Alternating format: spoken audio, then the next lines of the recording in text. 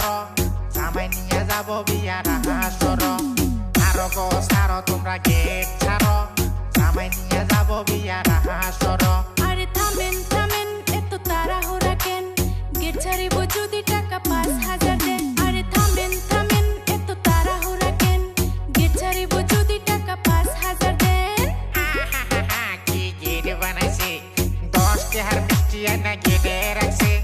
বিড়ি সিগারেট কিছু নাই এই গেটের টাকা আবার ৫,০০০